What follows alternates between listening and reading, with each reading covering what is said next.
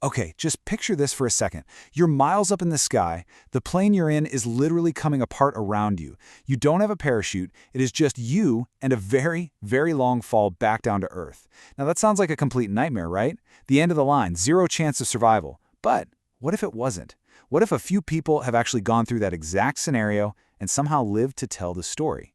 I mean, their stories are just unbelievable, and we're going to start with one from 22,000 feet up. Yeah, you heard that right. 22,000 feet. That is almost 4 miles, straight down. That's higher than a lot of commercial jets even fly. And this was the insane reality for Staff Sergeant Alan McGee, a B-17 gunner in World War II, when his plane was just shredded over France. 4 miles, and no parachute. So as he's plummeting, losing consciousness because there's just no oxygen up there, this was his last thought. It's such a raw, human thing to think in a moment that is completely superhuman. It just shows you the absolute terror of what he was going through. So, that's the big question for us today. I mean, is it even possible? It feels like it breaks every law of logic we have. But, as we're about to find out, the answer isn't just a simple no. The real answer is this wild mix of physics, human biology, and a frankly ridiculous amount of just pure, dumb luck. You've probably heard that old joke, right? It's not the fall that kills you, it's the sudden stop. Well, it turns out it's not a joke. It's 100% true. The fall itself, even from 4 miles up, isn't the lethal part. It all comes down to what happens in those final, crucial milliseconds when you hit the ground. So here's the key, the absolute core principle to surviving. You have to make that sudden stop.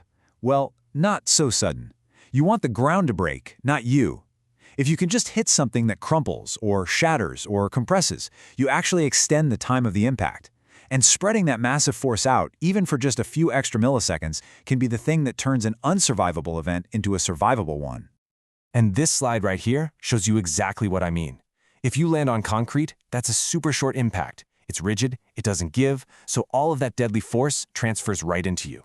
But now look at the other side. A glass roof that shatters, a deep pile of snow that you can sink into, tree branches that snap on the way down, a metal roof that crumples like a tin can.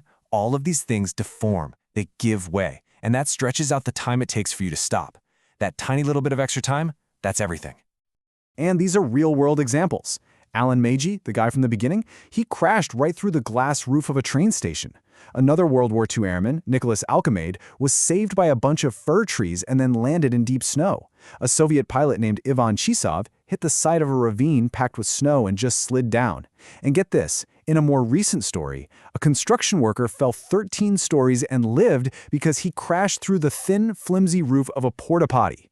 Every single person who survived had one thing in common, a lucky landing on something that could absorb the shock. All right, so a soft landing is ingredient number 1. That's a huge part of the puzzle. But what about the fall itself? I mean, are you just a passenger on the way down? Well, it turns out you can actually fight back a little bit against gravity, and maybe, just maybe, tip the odds in your favor before you even get to the ground. So to understand this, we've got to talk about a concept called terminal velocity. Basically, after you fall for about 1,500 feet, the air pushing up against you equals the force of gravity pulling you down. You stop accelerating. For a person, that max speed is around 120 miles per hour. Now, here's the crazy part. This means your impact speed is pretty much the same whether you fall from 2,000 feet or 20,000 feet. The only difference is a much, much longer and more terrifying trip down. Okay, so if you can't fall any faster than terminal velocity, your only hope is to actually reduce that speed. And the only way you can do that is to make your body as unaerodynamic as possible. You have to create as much air resistance or drag as you possibly can. So how do you do that? Well, these are the 3 main ways we've seen work for survivors. First, there's the classic flying squirrel pose. Belly down, arms and legs spread out wide, just like a skydiver. Tumbling end over end also works because you're constantly changing your shape against the wind.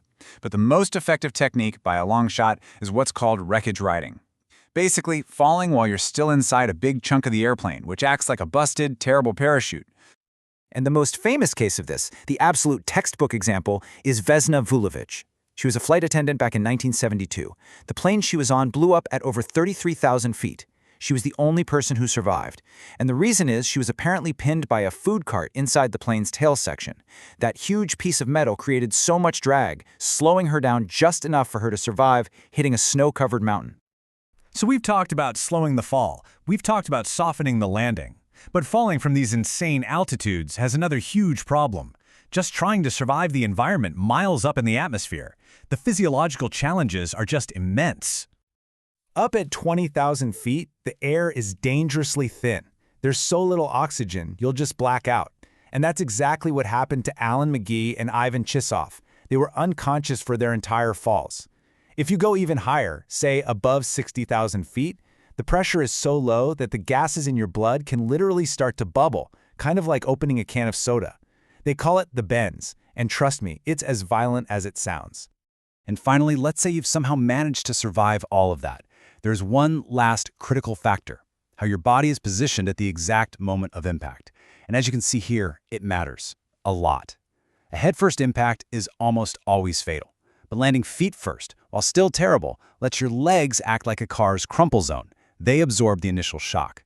I mean, you're going to have horrible fractures, but it might just spare your spine and your vital organs long enough to survive. Now, we've been talking a lot about Vesna Vulović, right? The flight attendant who holds the Guinness World Record for the highest fall ever survived. Well, her incredible story comes with a pretty big twist, one that suggests the whole thing might have been an elaborate piece of Cold War propaganda. That is the shocking question that a couple of investigative journalists in Prague started asking. They went digging through some old, declassified government records from that era, and they found evidence that pretty much challenges every single part of the official story. So this chart here lays out the two completely different stories. The official government story was that a terrorist bomb blew the plane up at 33,000 feet. But what the journalists found suggested the plane was actually shot down by a Czech fighter jet, probably by mistake, at a much, much lower altitude, closer to 2,600 feet. They had eyewitnesses who said they saw the plane on fire below the clouds, and the debris field was way too small for a breakup that high up. And the motive for the cover-up? It might have been to hide a huge military screw-up, possibly because the Soviet leader Leonid Brezhnev was flying in the area at the same time. And here's the kicker. When this new evidence was shown to Guinness World Records, even they basically admitted that the story they had certified was probably fake. This quote from their spokesperson says it all. So while Vesna Vulović is absolutely a survivor, that legendary 33,000-foot record, it looks like it was probably a myth born from a Cold War cover-up. So, hoax or not, what's the takeaway here? Well, it turns out there is sort of a recipe, a fragile, unlikely set of ingredients that can make the impossible possible. Let's recap what you need to survive an unsurvivable fall. Here it is, our 4-step guide to a miracle. First, slow yourself down. Maximize that drag. Second, hit something soft, something that will deform and stretch out the impact time. Third, try to position your body to protect your organs. And fourth, and this is the most important one, you have to be unbelievably, astronomically, lottery-winning lucky. Every single one of these things has to line up just perfectly.